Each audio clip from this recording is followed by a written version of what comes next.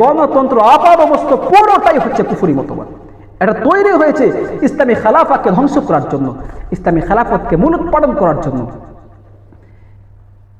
এটা কুফরি মতবাদ। আপনি বলবেন কেন এটা কুফরি মতবাদ, কি জন্য আপনি এটাকে কুফরি মতবাদ বলছেন? শুনেন আমি কেন বলছি এটা কুফরি মতবাদ। আমি এটাকে এ কারণে বলছি কারণ তাদের কিছু মূলনীতি আছে, তাদের কিছু মূলনীতি আছে। যারা গণতন্ত্রকে প্রমোট করে, যারা গণতন্ত্রকে অ্যালাউ করে চলে, গণতন্ত্রকে যারা সাপোর্ট করে, তাদের কিছু মূলনীতি আছে।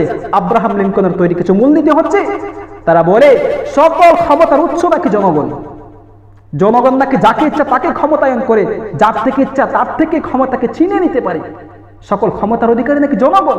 অথচ আল্লাহ বলছেন ইন্নাল্লাহা আলা কুল্লি শাইইন কাদির, পুরো পৃথিবীর রাজত্বকারী হচ্ছে আল্লাহ তাআলা। ওয়াল্লাহু আলা কুল্লি শাইইন কাদির, পুরো পৃথিবীর সবচেয়ে ক্ষমতাধর হচ্ছে আল্লাহ সুবহানাহু ওয়া তাআলা। ওই আল্লাহ বলছেন আমি এমন আল্লাহ, আমি এমন এক সত্তা, আমি যাকে ইচ্ছা রাজত্ব দিয়ে থাকি।